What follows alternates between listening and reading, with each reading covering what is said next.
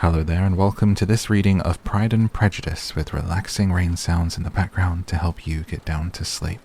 This is my podcast where I read books to you to help you relax, and you can also listen on Spotify and everywhere you get podcasts for free. There is also a Patreon if you want to hear everything first and get at least 2 new readings every single week, including every single reading without rain. That is the place to sign up at patreon.com/downtosleep. Please do like and subscribe for more free readings right here on YouTube. Let me know in a comment what book you would love to hear me do next. Let's tuck you in. Take a nice deep breath for me. And let's get down to sleep. Pride and Prejudice by Jane Austen. Elizabeth awoke the next morning to the same thoughts and meditations which had at length closed her eyes. She could not yet recover from the surprise of what had happened. It was impossible to think of anything else, and totally indisposed for employment, she resolved soon after breakfast to indulge herself in air and exercise. She was proceeding directly to her favourite walk, when the recollection of Mr. Darcy's sometimes coming there stopped her, and instead of entering the park, she turned up the lane, which led farther from the turnpike road. The park paling was still the boundary on one side, and she soon passed one of the gates into the ground. After walking 2 or 3 times along that part of the lane, she was tempted by the pleasantness of the morning to stop at the gates and look into the park. The 5 weeks which she had now passed in Kent had made a great difference in the country, and every day was adding to the verdure of the early trees. She was on the point of continuing her walk when she caught a glimpse of a gentleman within the sort of grove which edged the park. He was moving that way, and fearful of it being Mr. Darcy, she was directly retreating. But the person who advanced was now near enough to see her, and stepping forward with eagerness pronounced her name. She had turned away, but on hearing herself called, though in a voice which proved it to be Mr. Darcy, she moved again towards the gate. He had by that time reached it also, and, holding out a letter, which she instinctively took, said, with a look of haughty composure, "I have been walking in the grove some time, in the hope of meeting you. Will you do me the honour of reading that letter?" And then, with a slight bow, turned again into the plantation and was soon out of sight. With no expectation of pleasure, but with the strongest curiosity, Elizabeth opened the letter, and to her still increasing wonder, perceived an envelope containing 2 sheets of letter paper, written quite through in a very close hand. The envelope itself was likewise full. Pursuing her way along the lane, she then began it. It was dated from Rosings at 8 o'clock in the morning, and was as follows. "Be not alarmed, madam, on receiving this letter, by the apprehension of its containing any repetition of those sentiments or renewal of those offers which were last night so disgusting to you. I write without any intention of paining you, or humbling myself, by dwelling on wishes which, for the happiness of both, cannot be too soon forgotten. And the effort which the formation and the perusal of this letter must occasion should have been spared, had not my character required it to be written and read. You must, therefore, pardon the freedom with which I demand your attention. Your feelings, I know, will bestow it unwillingly, but I demand it of your justice. 2 offences of a very different nature, and by no means of equal magnitude, you last night laid to my charge. The first mentioned was that, regardless of the sentiments of either, I had detached Mr. Bingley from your sister, and the other, that I had, in defiance of various claims, in defiance of honour and humanity, ruined the immediate prosperity and blasted the prospects of Mr. Wickham. Wilfully and wantonly to have thrown off the companion of my youth, the acknowledged favourite of my father, a young man who had scarcely any other dependence than on our patronage, and who had been brought up to expect its exertion, would be a depravity, to which the separation of 2 young persons whose affection could be the growth of only a few weeks could bear no comparison. but from the severity of that blame which was last night so liberally bestowed, respecting each circumstance, I shall hope to be in the future secured when the following account of my actions and their motives has been read. If, in the explanation of them which is due to myself, I am under the necessity of relating feelings which may be offensive to yours, I can only say that I am sorry. The necessity must be obeyed, and further apology would be absurd. I had not long been in Hertfordshire before I saw, in common with others, that Bingley preferred your elder sister to any other young woman in the country. But it was not till the evening of the dance at Netherfield that I had any apprehension of his feeling a serious attachment. I had often seen him in love before. At that ball, while I had the honour of dancing with you, I was first made acquainted by Sir William Lucas's accidental information that Bingley's attention to your sister had given rise to a general expectation of their marriage. He spoke of it as a certain event, of which the time alone could be undecided. From that moment, I observed my friend's behaviour attentively, and I could then perceive that his partiality for Miss Bennet was beyond what I had ever witnessed in him. Your sister I also watched. Her look and manners were open, cheerful, and engaging as ever, but without any symptom of peculiar regard. And I remained convinced from the evening's scrutiny that though she received his attentions with pleasure, she did not invite them by any participation of sentiment. If you have not been mistaken here, I must have been in error. Your superior knowledge of your sister must make the latter probable. If it be so, if I have been misled by such error to inflict pain on her, your resentment has not been unreasonable. But I shall not scruple to assert that the serenity of your sister's countenance and air was such as might have given the most acute observer a conviction that, however amiable her temper, her heart was not likely to be easily touched.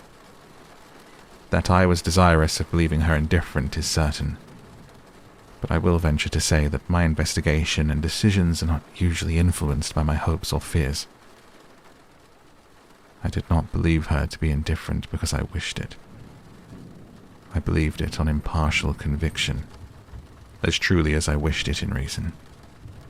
My objections to the marriage were not merely those which I last night acknowledged to have the utmost force of passion to put aside.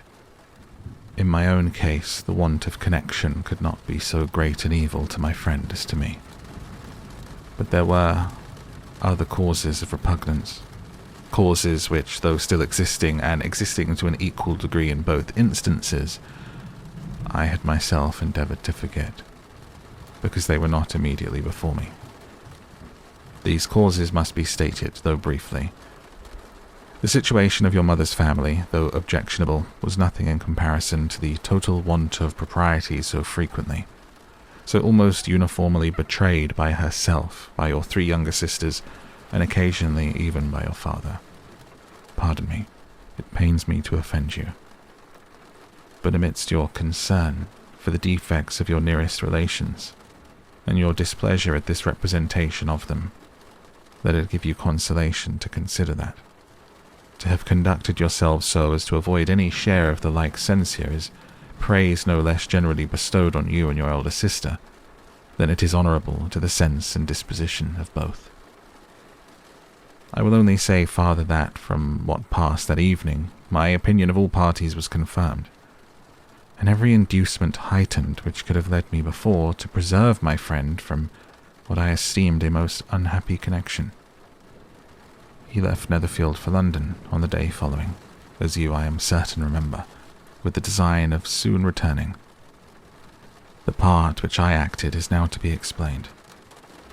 His sister's uneasiness had been equally excited with my own. Our coincidence of feeling was soon discovered, and, alike sensible that no time was to be lost in detaching their brother, we shortly resolved on joining him directly in London. We accordingly went, and there I readily engaged in the office of pointing out to my friend the certain evils of such a choice. I described and enforced them earnestly. But however this remonstrance might have staggered or delayed his determination, I do not suppose that it would ultimately have prevented the marriage had it not been seconded by the assurance that I hesitated not in giving of your sister's indifference. He had before believed her to return his affection with sincere, if not with equal regard. But Bingley has great natural modesty, with a stronger dependence on my judgment than on his own. To convince him, therefore, that he had deceived himself was no very difficult point. To persuade him against returning into Hertfordshire when that conviction had been given was scarcely the work of a moment. I cannot blame myself for having done thus much. There is but one part of my conduct in the whole affair on which I do not reflect with satisfaction. It is that I condescended to adopt the measures of art so far as to conceal from him your sister's being in town. I knew it myself, as it was known to Miss Bingley, but her brother is even yet ignorant of it. That they might have met without ill consequence is perhaps probable, but his regard did not appear to me enough extinguished for him to see her without some danger. Perhaps this concealment, this disguise, was beneath me. It is done, however, and it was done for the best. On this subject I have nothing more to say, no other apology to offer. If I have wounded your sister's feelings, it was unknowingly done, and though the motives which governed me may to you very naturally appear insufficient, I have not yet learnt to condemn them. With respect to that other, more weighty accusation of having injured Mr. Wickham, I can only refute it by laying before you the whole of his connection with my family. Of what he has particularly accused me I am ignorant, but of the truth of what I shall relate I can summon more than one witness of undoubted veracity. Mr. Wickham is the son of a very respectable man, who had for many years the management of all the Pemberley estates, and whose good conduct in the discharge of his trust naturally inclined my father to be of service to him. And on George Wickham, who was his godson, his kindness was therefore liberally bestowed. My father supported him at school, and afterwards at Cambridge, most important assistance, as his own father, always poor from the extravagance of his wife, would have been unable to give him a gentleman's education. My father was not only fond of this young man's society, whose manner were always engaging, he had also the highest opinion of him, and hoping the church would be his profession, intended to provide for him in it. As for myself, it is many, many years since I first began to think of him in a very different manner. The vicious propensities, the want of principle, which he was careful to guard from the knowledge of his best friend, could not escape the observation of a young man of nearly the same age with himself, and who had opportunities of seeing him in unguarded moments, which Mr. Darcy could not have. Here again shall give you pain, to what degree you can only tell, but whatever may be the sentiments which Mr. Wickham has created, a suspicion of their nature shall not prevent me from unfolding his real character. It adds even another motive. My excellent father died about 5 years ago, and his attachment to Mr. Wickham was to the last so steady, that in his will he particularly recommended it to me to promote his advancement in the best manner that his profession might allow, and if he took orders, desired that a valuable family living might be his as soon as it became vacant. There was also a legacy of £1,000.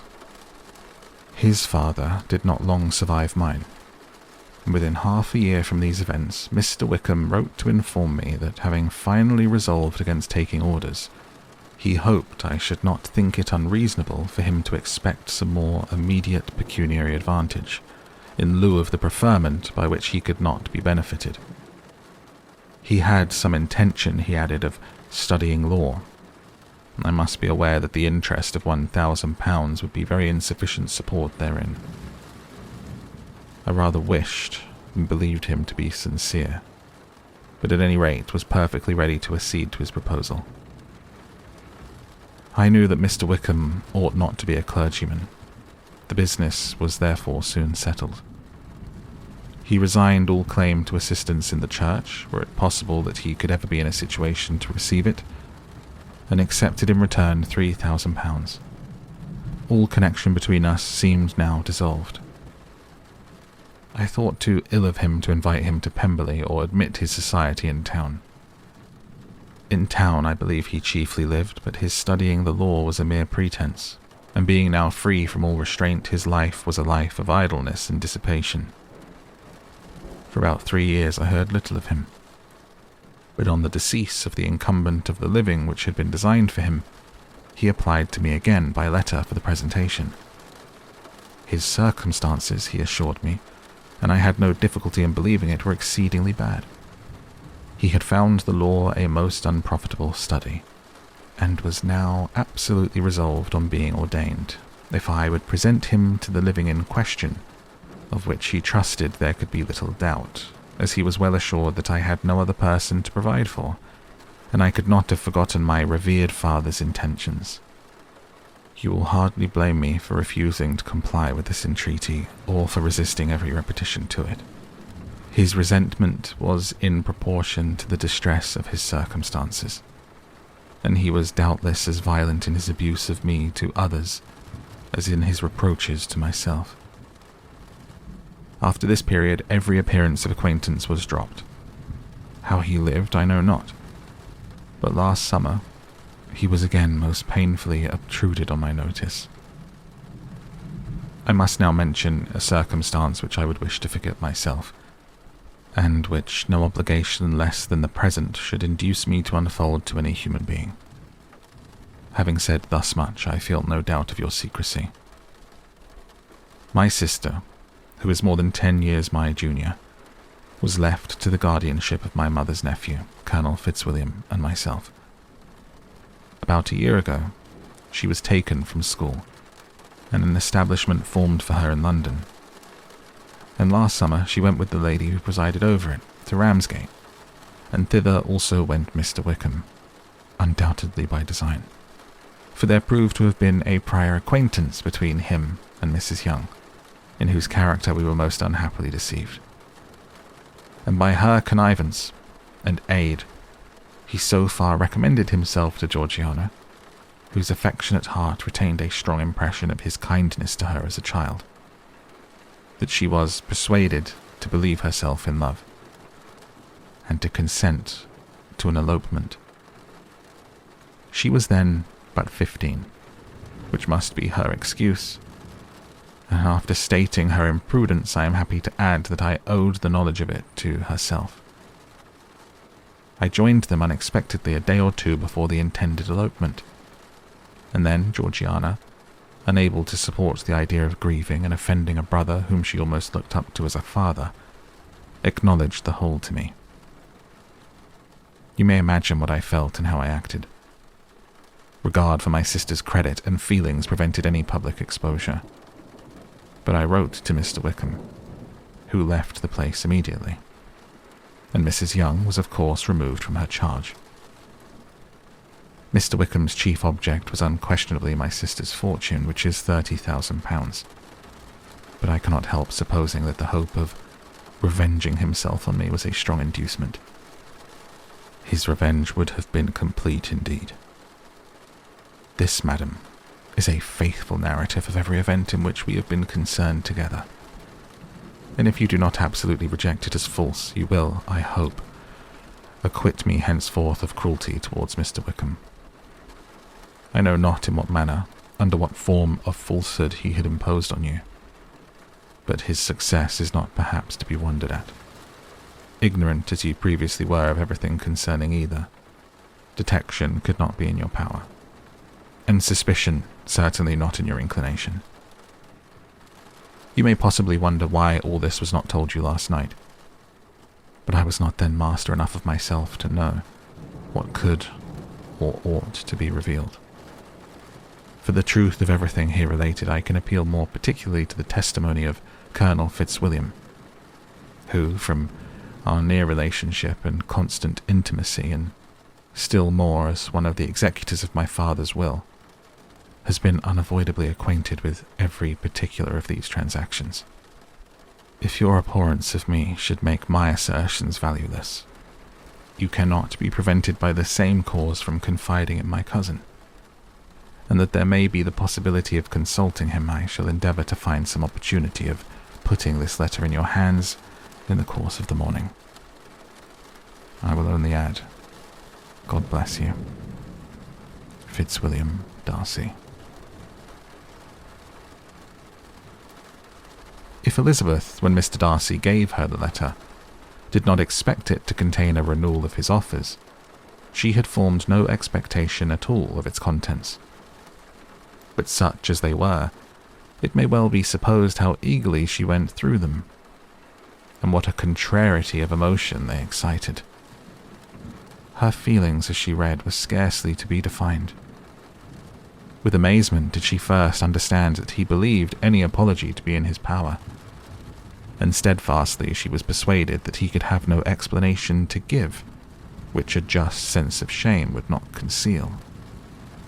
With a strong prejudice against everything he might say, she began his account of what had happened at Netherfield.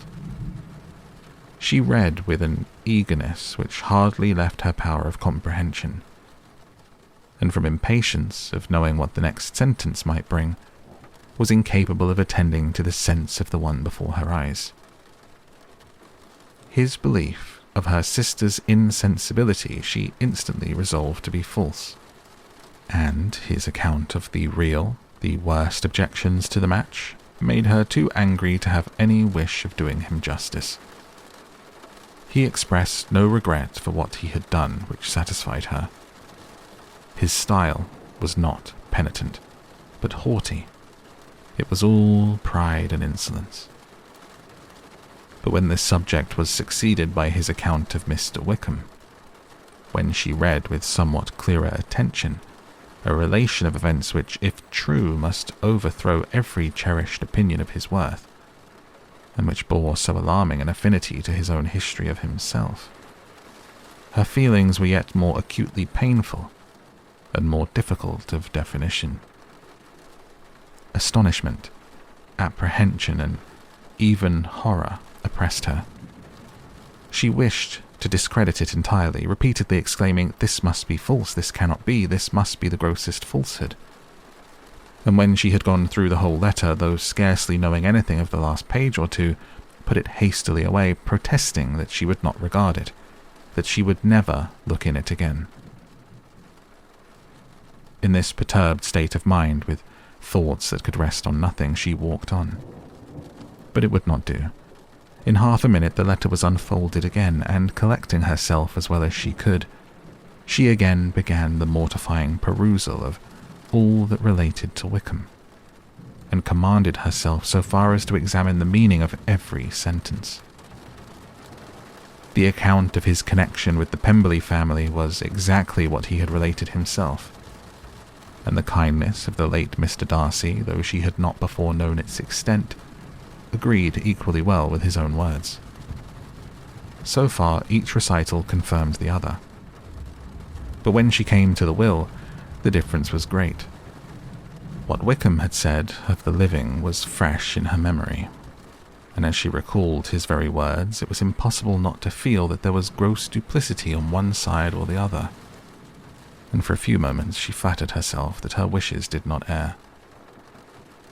But when she read and reread with the closest attention, the particulars immediately following of Wickham's resigning all pretensions to the living, of his receiving in lieu so considerable a sum as £3,000, again she was forced to hesitate. She put down the letter, weighed every circumstance with what she meant to be impartiality, deliberated on the probability of each statement, but with little success. On both sides it was only assertion. Again she read on.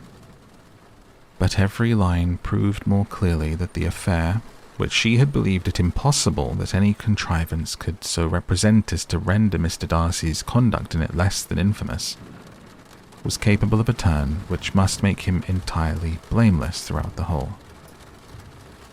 The extravagance and general profligacy which he scrupled not to lay at Mr. Wickham's charge exceedingly shocked her, the more so as she could bring no proof of its injustice. She had never heard of him before his entrance into the Shire militia, in which he had engaged with the persuasion of the young man who, on meeting him accidentally in town, had there renewed a slight acquaintance. Of his former way of life nothing had been known in Hertfordshire but what he had told himself. As to his real character, had information been in her power, she had never felt a wish of inquiring. His countenance, voice, and manner had established him at once in the possession of every virtue. She tried to recollect some instance of goodness, some distinguished trait of integrity or benevolence that might rescue him from the attacks of Mr. Darcy, or at least, by the predominance of virtue, atone for those casual errors under which she would endeavour to class what Mr. Darcy had described as the idleness and vice of many years' continuance. But no such recollection befriended her. She could see him instantly before her, in every charm of air and address, but she could remember no more substantial good than the general approbation of the neighbourhood, and the regard which his social powers had gained him in the mess. After pausing on this point a considerable while, she once more continued to read. But alas, the story which followed of his designs on Miss Darcy received some confirmation from what had passed between Colonel Fitzwilliam and herself only the morning before. And at last she was referred for the truth of every particular to Colonel Fitzwilliam himself, from whom she had previously received the information of his near concern in all his cousin's affairs, and whose character she had no reason to question. At one time she had almost resolved on applying to him, but the idea was checked by the awkwardness of the application, and at length wholly banished by the conviction that Mr. Darcy would never have hazarded such a proposal if he had not been well assured of his cousin's corroboration. She perfectly remembered everything that had passed in conversation between Wickham and herself, in their first evening at Mr. Phillips's. Many of his expressions were still fresh in her memory. She was now struck with the impropriety of such communication to a stranger, and wondered it had escaped her before. She saw the indelicacy of putting himself forward as he had done, and the inconsistency of his professions with his conduct. She remembered that he had boasted of having no fear of seeing Mr. Darcy, that Mr. Darcy might leave the country, but that he should stand his ground. Yet he had avoided the Netherfield ball the very next week. She remembered also that till the Netherfield family had quitted the country, he had told his story to no one but herself, but that after their removal it had been everywhere discussed, that he had then no reserves, no scruples in sinking Mr. Darcy's character, though he had assured her that respect for the father would always prevent his exposing the son. How differently did everything now appear in which he was concerned. His attentions to Miss King were now the consequence of views solely and hatefully mercenary, and the mediocrity of her fortune proved no longer the moderation of his wishes, but his eagerness to grasp at anything. His behaviour to herself could now have had no tolerable motive. He had either been deceived with regard to her fortune, or had been gratifying his vanity by encouraging the preference which she believed she had most incautiously shown. Every lingering struggle in his favour grew fainter and fainter, and in farther justification of Mr. Darcy she could not but allow Mr. Bingley, when questioned by Jane, had long ago asserted his blamelessness in the affair. That proud and repulsive as were his manners, she had never, in the whole course of their acquaintance, an acquaintance which had latterly brought them much together, and given her a sort of intimacy with his ways, seen anything that betrayed him to be unprincipled or unjust, anything that spoke him of irreligious or immoral habits, that among his own connections he was esteemed and valued, that even Wickham had allowed him merit as a brother, and that she had often heard him speak so affectionately of his sister as to prove him capable of some amiable feeling. That had his actions been what Mr. Wickham represented them, so gross a violation of everything right could hardly have been concealed from the world, and that friendship between a person capable of it and such an amiable man as Mr. Bingley was incomprehensible. She grew absolutely ashamed of herself. Of neither Darcy nor Wickham could she think without feeling she had been blind, partial, prejudiced, absurd. "How despicably I have acted," she cried. "I, who have prided myself on my discernment, I, who have valued myself on my abilities, who have often disdained the generous candour of my sister, and gratified my vanity in useless or blamable mistrust. How humiliating is this discovery! Yet, how just a humiliation! Had I been in love, I could not have been more wretchedly blind. But vanity, not love, has been my folly. Pleased with the preference of one and offended by the neglect of the other, on the very beginning of our acquaintance I have courted prepossession and ignorance, and driven reason away where either were concerned. Till this moment I never knew myself. From herself to Jane, from Jane to Bingley, her thoughts were in a line which soon brought to her recollection that Mr. Darcy's explanation there had appeared very insufficient, and she read it again. Widely different was the effect of a second perusal. How could she deny that credit to his assertions in one instance, which she had been obliged to give in the other? He declared himself to be totally unsuspicious of her sister's attachment, and she could not help remembering what Charlotte's opinion had always been. Neither could she deny the justice of his description of Jane.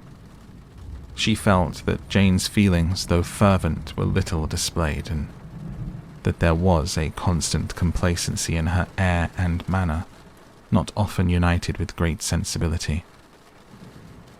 When she came to that part of the letter in which her family were mentioned in terms of such mortifying yet merited reproach, her sense of shame was severe.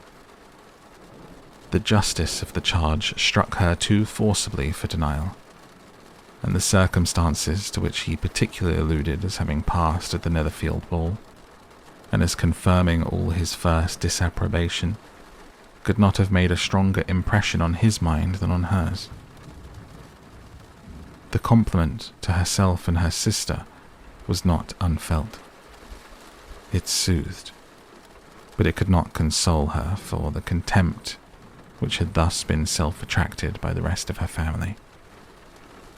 And as she considered that Jane's disappointment had in fact been the work of her nearest relations, and reflected how materially the credit of both must be hurt by such impropriety of conduct, she felt depressed beyond anything she had ever known before. After wandering along the lane for 2 hours, giving way to every variety of thought, reconsidering events, determining probabilities, and reconciling herself as well as she could to a change so sudden and important, fatigue and a recollection of her long absence made her at length return home, and she entered the house with the wish of appearing cheerful as usual, and the resolution of repressing such reflections as must make her unfit for conversation. She was immediately told that the 2 gentlemen from Rosings had each called during her absence. Mr. Darcy, only for a few minutes to take leave, but that Colonel Fitzwilliam had been sitting with them at least an hour, hoping for her return, and almost resolving to walk after her till she could be found. Elizabeth could but just affect concern in missing him. She really rejoiced at it. Colonel Fitzwilliam was no longer an object. She could think only of her letter. The 2 gentlemen left Rosings the next morning, and Mr. Collins, having been in waiting near the lodges to make them his parting obeisance, was able to bring home the pleasing intelligence of their appearing in very good health, and in as tolerable spirits as could be expected, after the melancholy scene so lately gone through at Rosings. To Rosings he then hastened to console Lady Catherine and her daughter, and on his return brought back with great satisfaction a message from her ladyship, importing that she felt herself so dull as to make her very desirous of having them all to dine with her. Elizabeth could not see Lady Catherine without recollecting that had she chosen it, she might by this time have been presented to her as her future niece, nor could she think without a smile of what her ladyship's indignation would have been. What would she have said? How would she have behaved? Were questions with which she amused herself.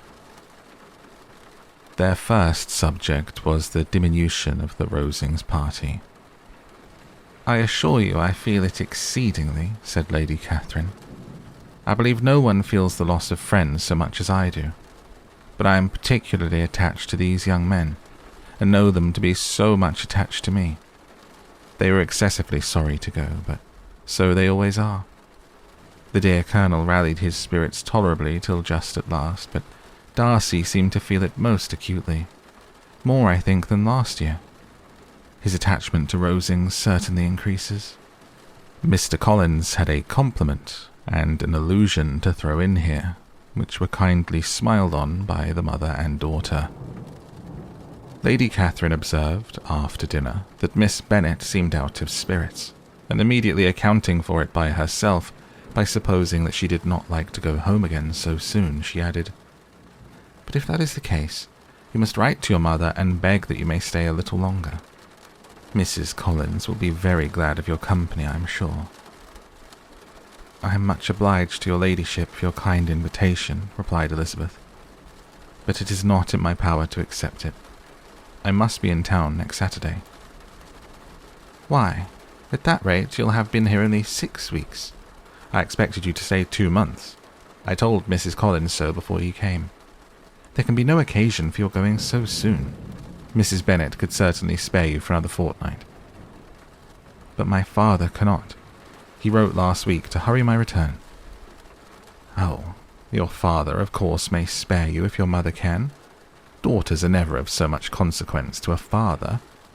And if you'll stay another month complete, it will be in my power to take one of you as far as London, for I'm going there early in June for a week. And as Dawson does not object to the barouche box, there'll be very good room for one of you. And indeed, if the weather should happen to be cool, I should not object to taking you both, as you are neither of you large." "You are all kindness, madam, but I believe we must abide by our original plan." Lady Catherine seemed resigned. "Mrs. Collins, you must send a servant with them. You know I always speak my mind, and I cannot bear the idea of 2 young women travelling post by themselves. It is highly improper. You must contrive to send somebody. I have the greatest dislike in the world to that sort of thing. Young women should always be properly guarded and attended, according to their situation in life. When my niece Georgina went to Ramsgate last summer, I made a point of her having 2 men servants go with her. Miss Darcy, the daughter of Mr. Darcy of Pemberley, and Lady Anne could not have appeared with propriety in a different manner. I am excessively attentive to all those things.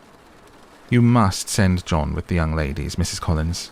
I am glad it occurred to me to mention it, for it would really be discreditable to you to let them go alone." "My uncle is to send a servant for us." "Oh, your uncle? He keeps a manservant, does he?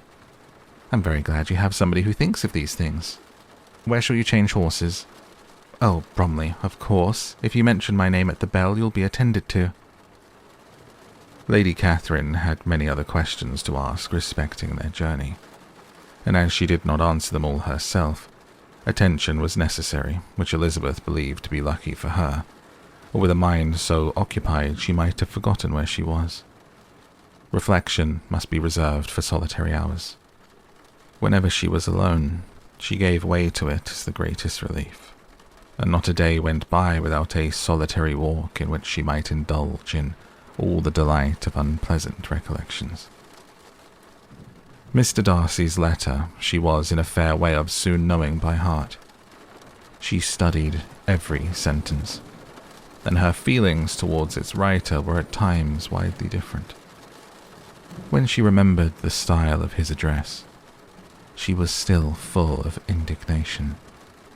But when she considered how unjustly she had condemned and upbraided him, her anger was turned against herself, and his disappointed feelings became the object of compassion. His attachment excited gratitude, his general character respect, but she could not approve him, nor could she for a moment repent her refusal or feel the slightest inclination ever to see him again. In her own past behaviour, there was a constant source of vexation and regret, and in the unhappy defects of her family, a subject of yet heavier chagrin. They were hopeless of remedy. Her father, contented with laughing at them, would never exert himself to restrain the wild giddiness of his youngest daughters. And her mother, with manners so far from right herself, was entirely insensible of the evil. Elizabeth had frequently united with Jane in an endeavour to check the imprudence of Catherine and Lydia. But while they were supported by their mother's indulgence, what chance could there be of improvement? Catherine, weak-spirited, irritable, and completely under Lydia's guidance, had always been affronted by their advice. And Lydia, self-willed and careless, would scarcely give them a hearing. They were ignorant, idle, and vain. While there was an officer in Meryton, they would flirt with him, and while Meryton was within a walk of Longbourn, they would be going there forever. Anxiety on Jane's behalf was another prevailing concern, and Mr. Darcy's explanation, by restoring Bingley to all her former good opinion, heightened the sense of what Jane had lost. His affection was proved to have been sincere, and his conduct cleared of all blame, unless any could attach to the implicitness of his confidence in his friend. How grievous, then, was the thought that of a situation so desirable in every respect, so replete with advantage, so promising for happiness, Jane had been deprived by the folly and indecorum of her own family. When to these recollections was added the development of Wickham's character, it may be easily believed that the happy spirits which had seldom been depressed before were now so much affected as to make it almost impossible for her to appear tolerably cheerful. Their engagements at Rosings were as frequent during the last week of her stay as they had been at first. The very last evening was spent there, and her ladyship again inquired minutely into the particulars of their journey, gave them directions as to the best method of packing, and was so urgent on the necessity of placing gowns in only the right way that Maria thought herself obliged on her return to undo all the work of the morning and pack her trunk afresh. When they parted, Lady Catherine, with great condescension, wished them a good journey, and invited them to come to Hunsford again next year, and Mr. Berg exerted herself so far as to curtsy and hold out her hand to both. On Saturday morning, Elizabeth and Mr. Collins met for breakfast for a few minutes before the others appeared, and he took the opportunity of paying the parting civilities which he deemed indispensably necessary. "I know not, Miss Elizabeth," said he, "whether Mrs. Collins has yet expressed her sense of your kindness in coming to us, but I am very certain you will not leave the house without receiving her thanks for it. The favour of your company has been much felt, I assure you. We know how little there is to tempt anyone to our humble abode, our plain manner of living, our small rooms and few domestics, and the little we see of the world must make Hunsford extremely dull to a young lady like yourself. But I hope you will believe us grateful for the condescension, and that we have done everything in our power to prevent your spending time unpleasantly." Elizabeth was eager with her thanks and assurances of happiness.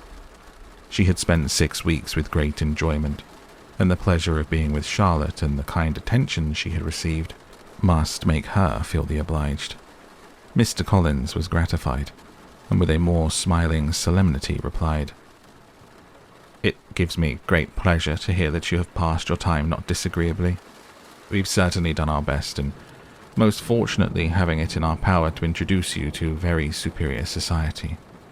And from our connection with Rosings, the frequent means of varying the humble home scene, I think we may flatter ourselves that your Hunsford visit cannot have been entirely irksome. Our situation with regard to Lady Catherine's family is indeed the sort of extraordinary advantage and blessing which few can boast.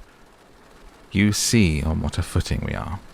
You see how continually we are engaged there. In truth, I must acknowledge that, with all the disadvantages of this humble parsonage, I should not think anyone abiding in it an object of compassion, while they are sharers of our intimacy at Rosings.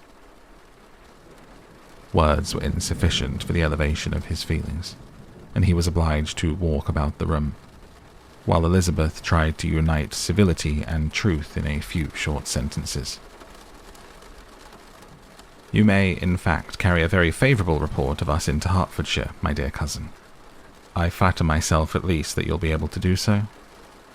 Lady Catherine's great attention to Mrs. Collins you have been a daily witness of, and altogether I trust it does not appear that your friend has drawn an unfortunate. But on this point it will be as well to be silent. Only let me assure you, my dear Elizabeth, that I can from my heart most cordially wish you equal felicity in marriage. My dear Charlotte and I have but one mind and one way of thinking.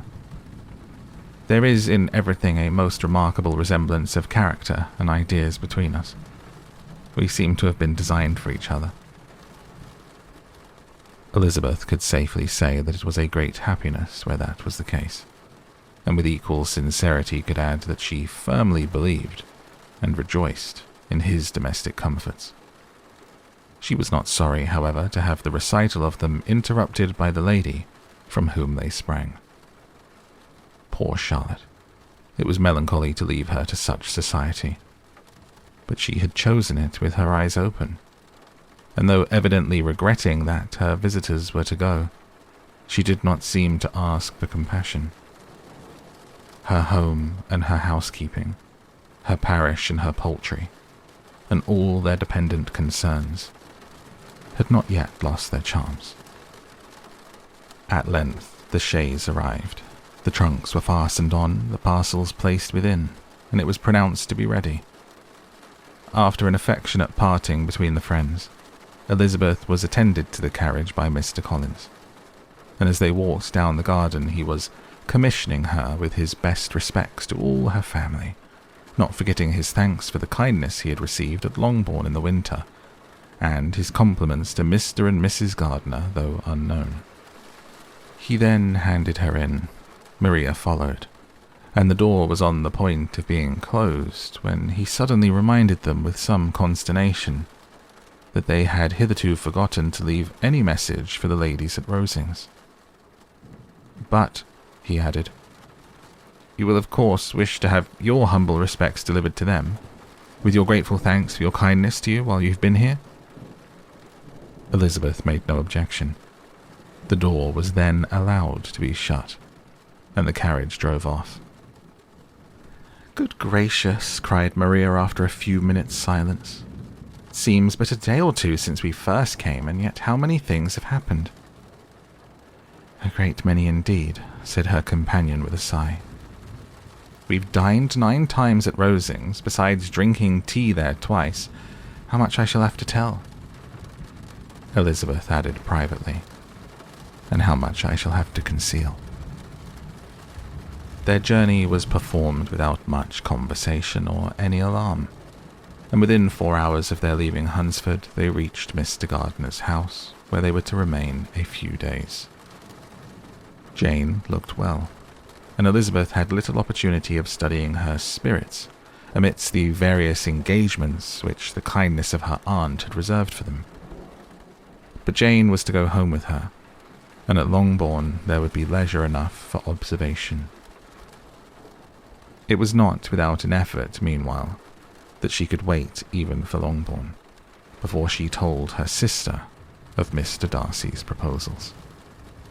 To know that she had the power of revealing what would so exceedingly astonish Jane, and must at the same time so highly gratify whatever of her own vanity she had not yet been able to reason away, was such a temptation to openness as nothing could have conquered, but the state of indecision in which she remained as to the extent of what she should communicate, and her fear, if she once entered on the subject, of being hurried into repeating something of Bingley, which might only grieve her sister further.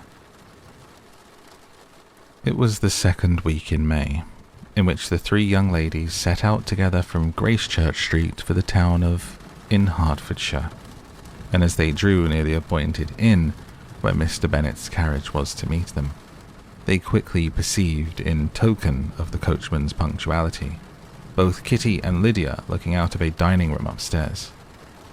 These two girls had been above an hour in the place, happily employed in visiting an opposite milliner, watching the sentinel on guard, and dressing a salad and cucumber. After welcoming their sisters, they triumphantly displayed a table set out with such cold meat as an inn larder usually affords, exclaiming, "Is this not nice? Is not this an agreeable surprise?"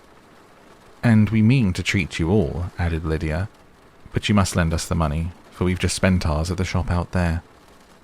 Then, showing her purchases, "Look here, I bought this bonnet. I do not think it is very pretty, but I thought I might as well buy it as not. I shall put it to pieces as soon as I get home and see if I can make it up any better." And when her sisters abused it as ugly, she added with perfect unconcern, "Oh, but there were 2 or 3 much uglier in the shop, and when I've brought some prettier coloured satin to trim it with fresh, I think it will be very tolerable. Besides, it will not much signify what one wears this summer, after the Shire have left Meryton, and they are going in a fortnight." "Are they indeed?" cried Elizabeth, with the greatest satisfaction. "They're going to be encamped near Brighton, and I do so want Papa to take us all there for summer. It would be such a delicious scheme, and I dare say would hardly cost anything at all. Mamma would like to go too, of all things. Only think what a miserable summer else we shall have." Yes, thought Elizabeth, that would be a delightful scheme indeed, and completely do for us at once. Good heaven! Brighton, and a whole campful of soldiers, to us who have been overset already by one poor regiment of militia, and the monthly balls of Meryton. "Now, I've got some news for you," said Lydia, as they sat down at the table. "What do you think? It is excellent news, capital news, and about a certain person we all like." Jane and Elizabeth looked at each other, and the waiter was told he need not stay. Lydia laughed and said, "Aye, that is just like your formality and discretion. You thought the waiter must not hear, as if he cared. I dare say he often hears worse things said than I'm going to say. But he's an ugly fellow. I'm glad he's gone. I never saw such a long chin in my life. Well, now for my news. It is about dear Wickham. Too good for the waiter, is it not? There's no danger of Wickham's marrying Mary King. There's for you. She's gone down to her uncle at Liverpool. Gone to stay. Wickham is safe." "And Mary King is safe," added Elizabeth. "Safe from a connection imprudent as to fortune. She's a great fool for going away if she liked him." "But I hope there's no strong attachment on either side," said Jane. "I'm sure there's not on his. I will answer for it. He never cared 3 straws about her. Who could about such a nasty little freckled thing?" Elizabeth was shocked to think that, however incapable of such coarseness of expression herself, the coarseness of the sentiment was little other than her own breast had harboured and fancied liberal. As soon as all had ate, and the elder ones paid, the carriage was ordered, and after some contrivance, the whole party, with all their boxes, work-bags, and parcels, and the unwelcome addition of Kitty's and Lydia's purchases, was seated in it. "How nicely we're all crammed in," cried Lydia. "Glad I brought my bonnet, if it's only for the fun of having another bandbox. Well now, let us be quite comfortable and snug, and talk and laugh all the way home. And in the first place, let us hear what's happened to you all since you went away. Seen any pleasant men? Had any flirting? I was in great hopes that one of you would have got a husband before you came back. Jane will be quite an old maid soon, I declare. She's almost 23. Lord, how ashamed I should be of not being married before 23. My Aunt Phillips wants you so to get husbands you can't think. She says Lizzie had better have taken Mr. Collins, but I do not think there would have been any fun in it. Lord, how I should like to be married before any of you, and then I would chaperone you about to all the balls. Dear me, we had such a good piece of fun the other day at Colonel Forster's. Kitty and me were to spend the day there, and Mrs. Forster promised to have a little dance in the evening. By the by, Mrs. Forster and me are such friends, and so she asked the 2 Harringtons to come, but Harriet was ill, and so Pen was forced to come by herself, and then, what do you think we did? We dressed up Chamberlain in women's clothes on purpose to pass for a lady. Only think what fun. Not a soul knew of it, but Colonel and Mrs. Forster and Kitty and me, except my aunt, for we were forced to borrow one of her gowns, and you cannot imagine how we all looked. When Denny and Wickham and Pratt and 2 or 3 more of the men came in, they did not know him in the least. Lord, how I laughed, and so did Mrs. Forster. I thought I should have died, and that made the men suspect something, and then they soon found out what was the matter. With such kinds of histories of their parties and good jokes did Lydia, assisted by Kitty's hints and additions, endeavour to amuse her companions all the way to Longbourn. Elizabeth listened as little as she could, but there was no escaping the frequent mention of Wickham's name. Their reception at home was most kind. Mrs. Bennet rejoiced to see Jane in undiminished beauty, and more than once during dinner did Mr. Bennet say voluntarily to Elizabeth, "I am glad you are come back, Lizzie." Their party in the dining room was large, for almost all the Lucases came to meet Maria and hear the news, and various were the subjects that occupied them. Lady Lucas was inquiring of Maria after the welfare and poultry of her eldest daughter. Mrs. Bennet was doubly engaged, on one hand collecting an account of the present fashions from Jane, who sat some way below her, and on the other retailing them all to the younger Lucases, and Lydia, in a voice rather louder than any other person's, was enumerating the various pleasures of the morning to anybody who would hear. "Oh, Mary," said she, "I wish you had gone with us, for we had such fun. As we went along, Kitty and I drew up the blinds and pretended there was nobody in the coach, and I should have gone so all the way if Kitty had not been sick. And when we got to George, I do think we behaved very handsomely, for we treated the other 3 with the nicest cold luncheon in the world. And if you would have gone, we would have treated you too. And then, when we came away, it was such fun. I thought we never should have got into the coach. I was ready to die of laughter. And then we were so merry all the way home. We talked and laughed so loud, anybody might have heard us 10 miles off." To this, Mary very gravely replied, "Far be it from me, my dear sister, to depreciate such pleasures.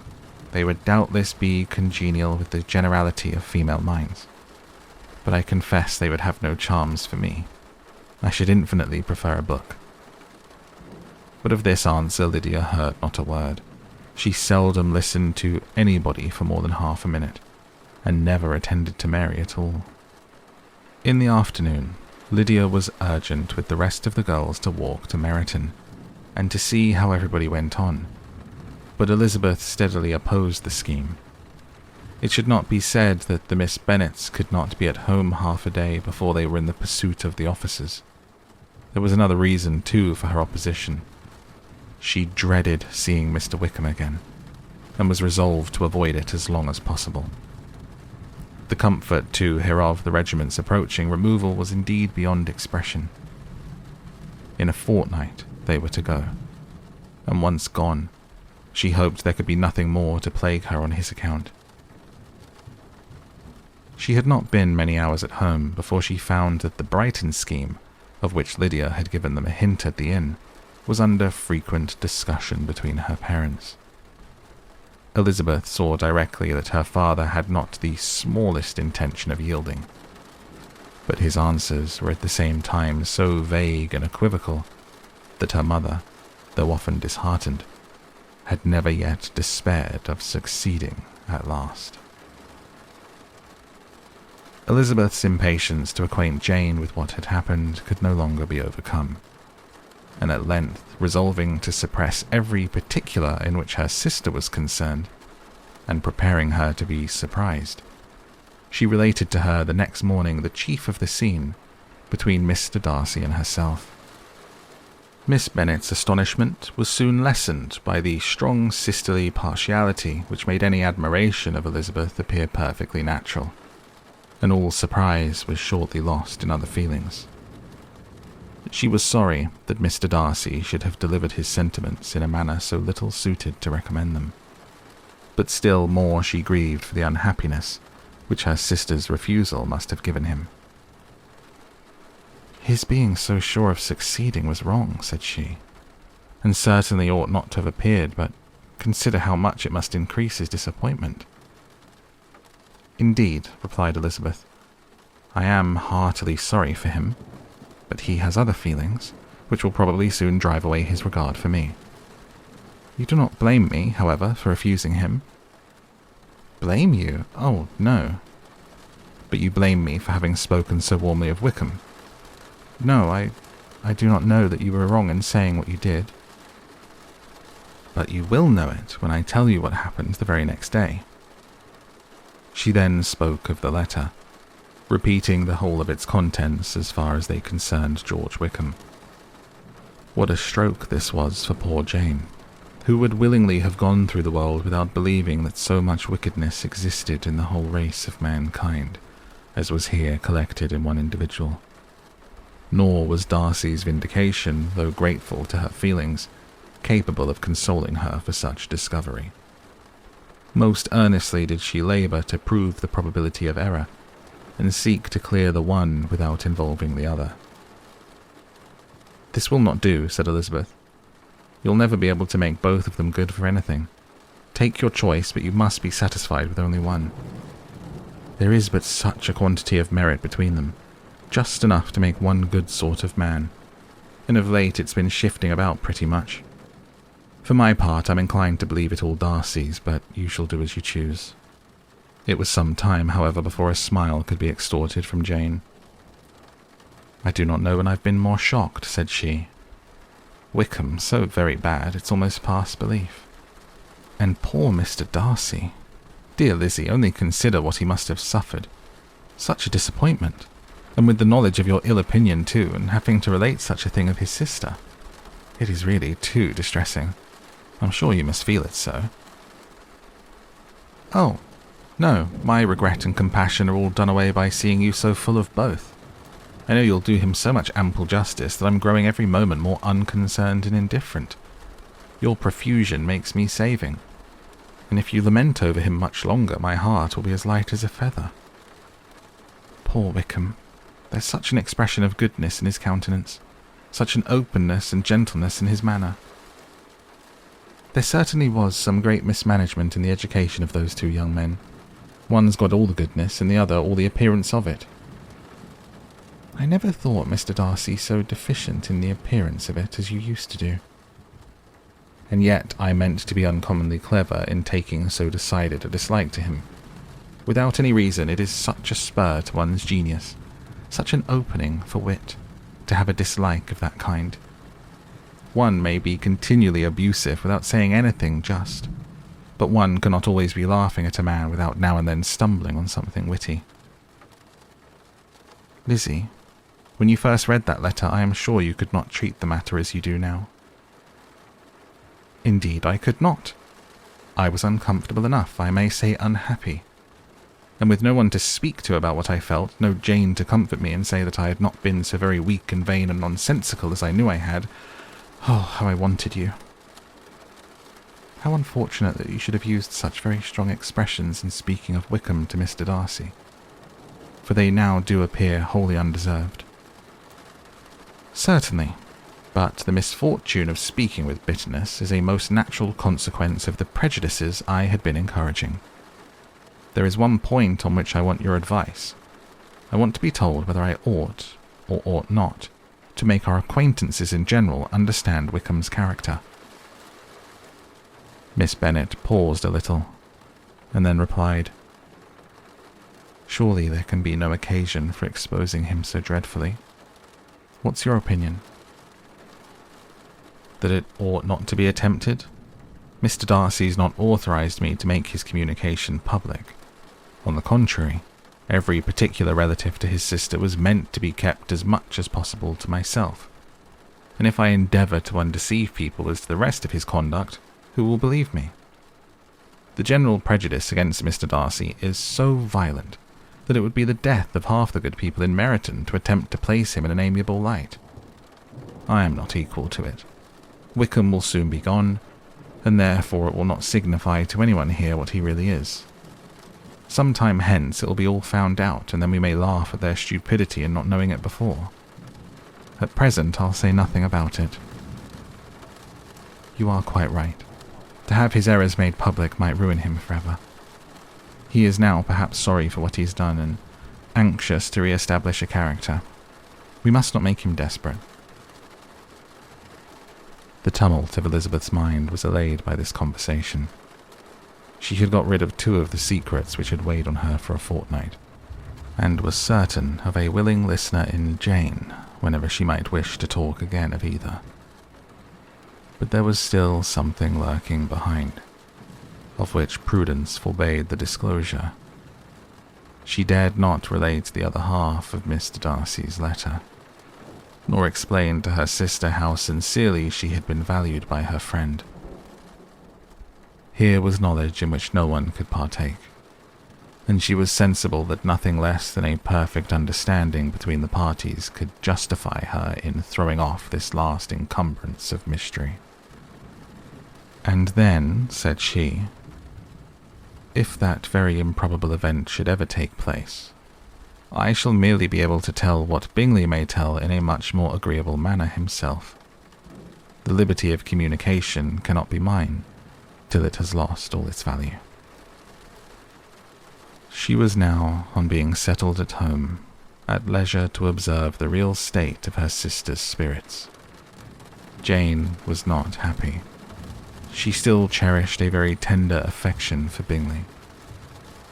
Having never even fancied herself in love before, her regard had all the warmth of first attachment, and from her age and disposition, greater steadiness than most first attachments often boast. And so fervently did she value his remembrance, and prefer him to every other man, that all her good sense, and all her attention to the feelings of her friends, were requisite to check the indulgence of those regrets which must have been injurious to her own health and their tranquillity. "Well, Lizzie," said Mrs. Bennet one day, "what is your opinion now of this sad business of Jane's? For my part, I'm determined never to speak of it again to anybody.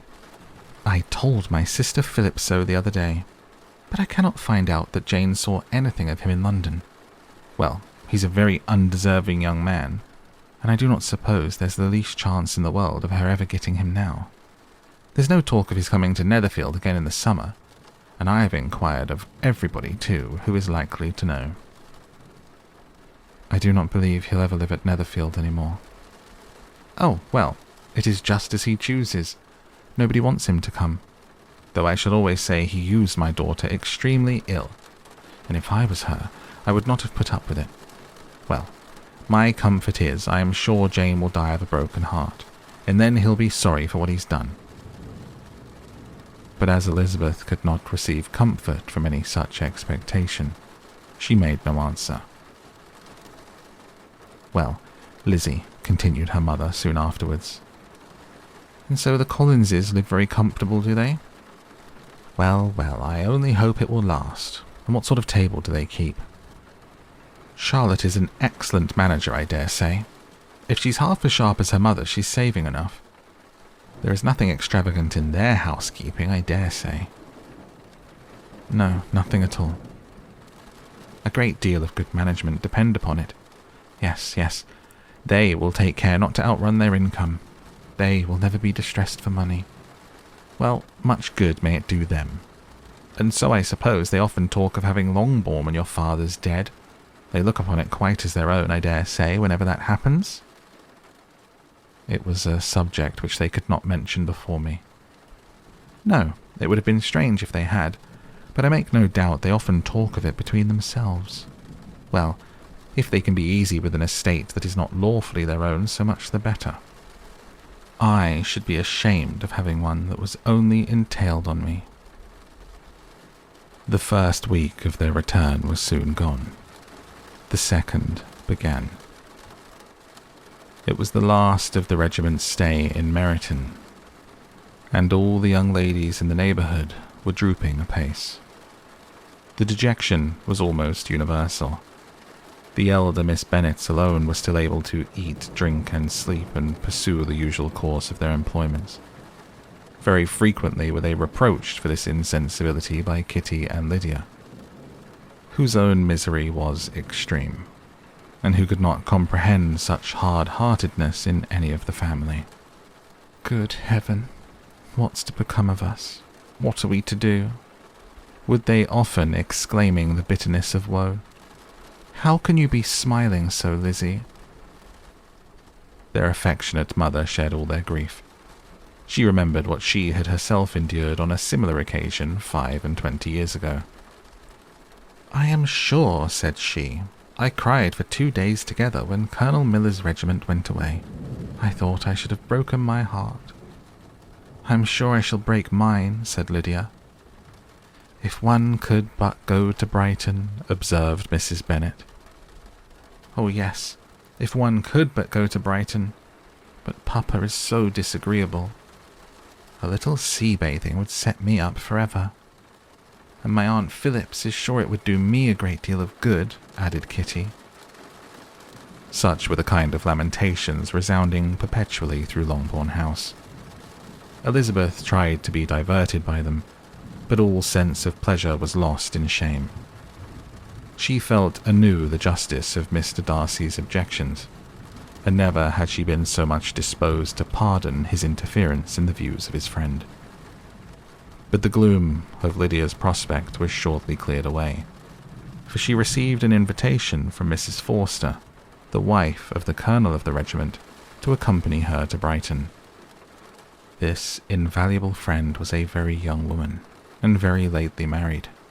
A resemblance in good humour and good spirits had recommended her and Lydia to each other, and out of their 3 months' acquaintance they had been intimate too. The rapture of Lydia on this occasion, her adoration of Mrs. Forster, the delight of Mrs. Bennet, and the mortification of Kitty are scarcely to be described. Wholly inattentive to her sister's feelings, Lydia flew about the house in restless ecstasy, calling for everyone's congratulations and laughing and talking with more violence than ever, whilst the luckless Kitty continued in the parlour, repined at her fate in terms as unreasonable as her accent was peevish. "I cannot see why Mrs. Forster should not ask me as well as Lydia," said she. "Though I am not her particular friend, I have just as much right to be asked as she has, and more too, for I'm 2 years older." In vain did Elizabeth attempt to make her reasonable, and Jane to make her resigned.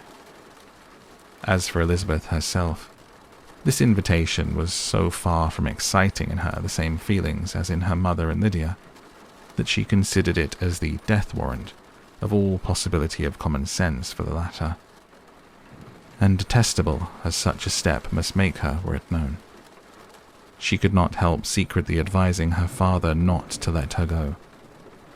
She represented to him all the improprieties of Lydia's general behaviour, the little advantage she could derive from the friendship of such a woman as Mrs. Forster, and the probability of her being yet more imprudent with such a companion at Brighton, where the temptations must be greater than at home. He heard her attentively, and then said, "Lydia will never be easy until she has exposed herself in some public place or other, and we can never expect her to do it with so little expense or inconvenience to her family as under the present circumstances."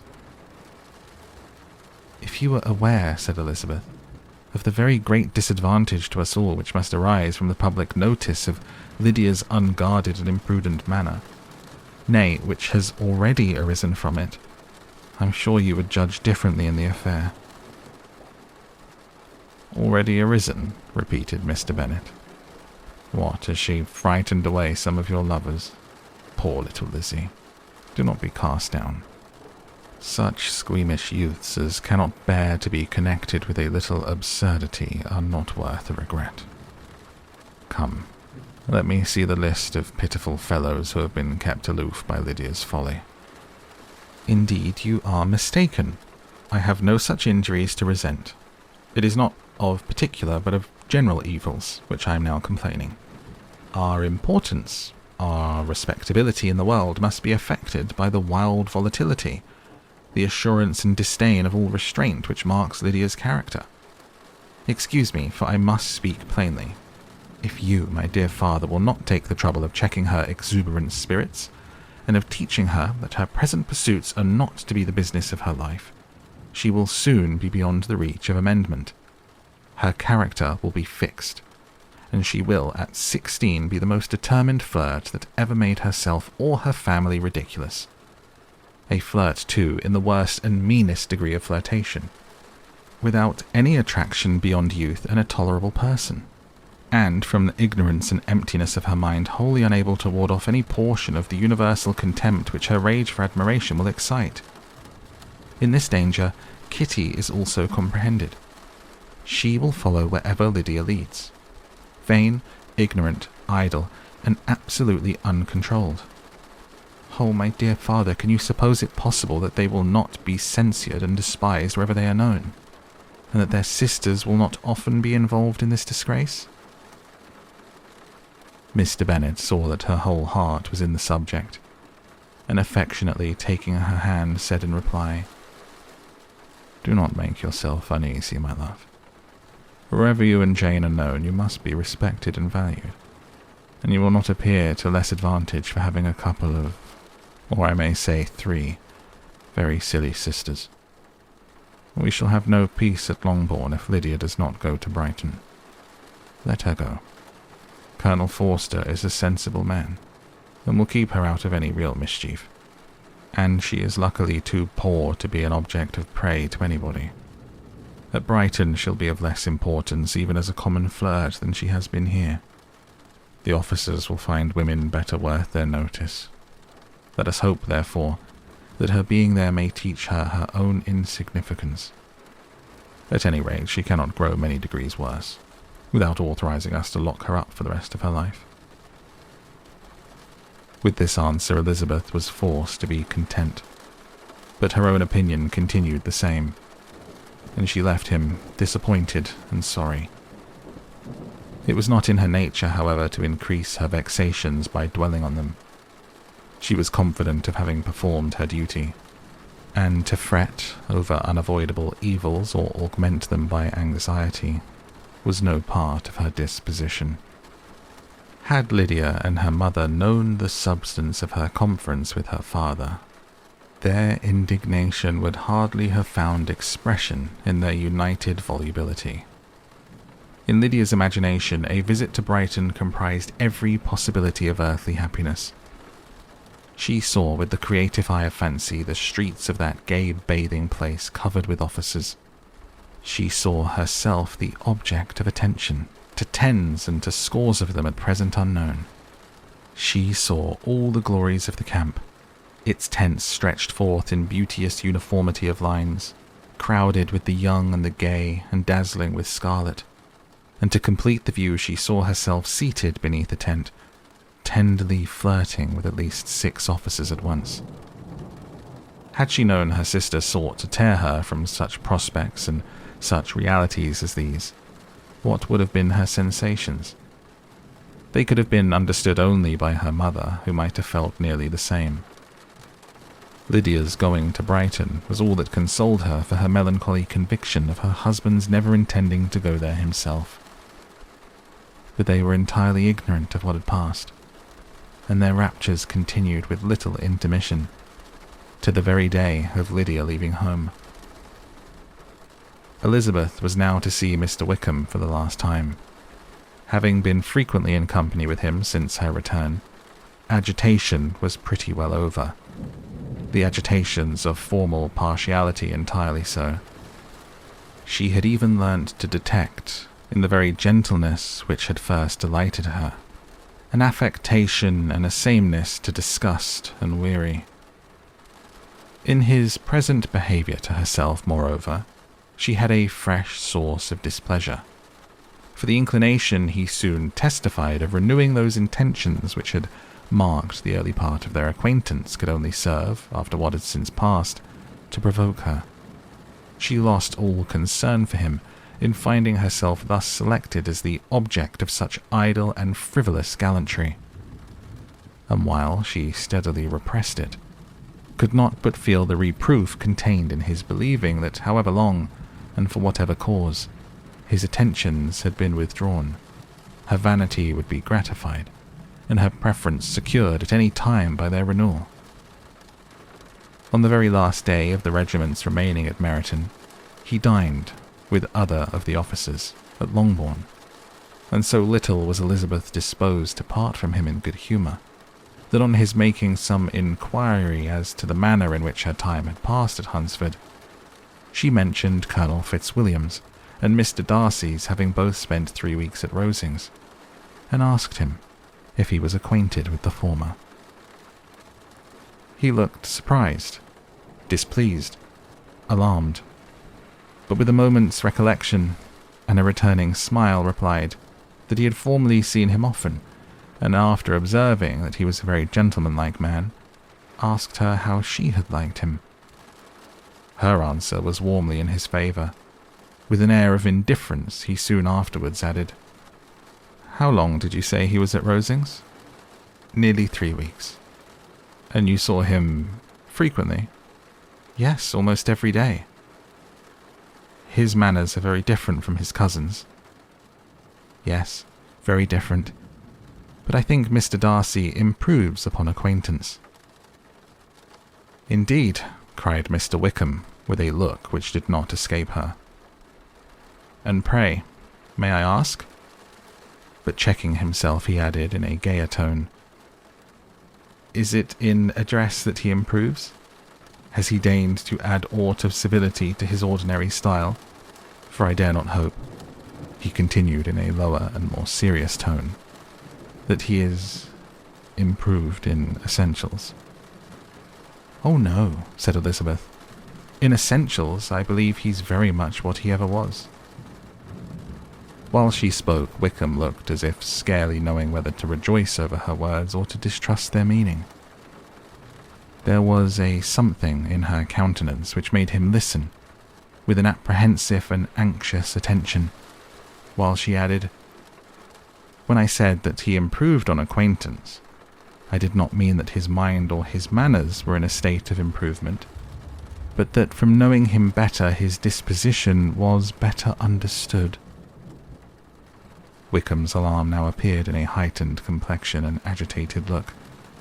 For a few minutes he was silent, till shaking off his embarrassment he turned to her again, and said in the gentlest of accents, "You who so well know my feeling towards Mr. Darcy will readily comprehend how sincerely I must rejoice that he's wise enough to assume even the appearance of what is right. His pride in that direction may be of service, if not to himself, to many others, for it must only deter him from such foul misconduct as I have suffered by. I only fear that the sort of cautiousness to which you, I imagine, have been alluding, is merely adopted on his visits to his aunt, and whose good opinion and judgment he stands much in awe. His fear of her has always operated, I know, when they were together, and a good deal is to be imputed to his wish of forwarding the match with Mr. Berg, which I'm certain he has very much at heart." Elizabeth could not repress a smile at this, but she answered only by a slight inclination of the head. She saw that he wanted to engage her on the old subject of his grievances, and she was in no humour to indulge him. The rest of the evening passed, with the appearance on his side of usual cheerfulness, but with no further attempt to distinguish Elizabeth, and they parted at last with mutual civility. and possibly a mutual desire of never meeting again. When the party broke up, Lydia returned with Mrs. Forster to Meryton, from whence they were to set out early the next morning. The separation between her and her family was rather noisy than pathetic. Kitty was the only one who shed tears, but she did weep from vexation and envy. Mrs. Bennet was diffuse in her good wishes for the felicity of her daughter, and impressive in her injunctions that she should not miss the opportunity of enjoying herself as much as possible.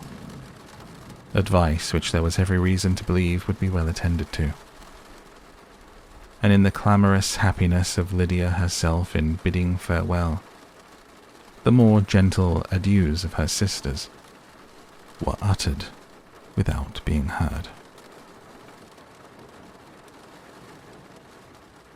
And that is where we close the book tonight on this episode of Down to Sleep, as that is the end of the chapter. Next time we'll be continuing from chapter 42, as we are over 60% of the way through the book. Have a wonderful week, and until next time, thank you, and good night.